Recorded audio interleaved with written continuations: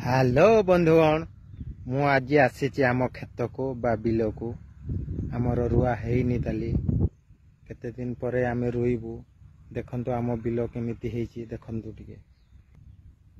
देखंतु एडा आम बिल बिल बा खेत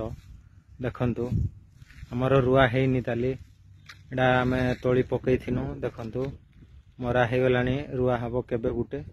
देखंतु आउ लागिबो 2-3 दिन लागिबो देखंतु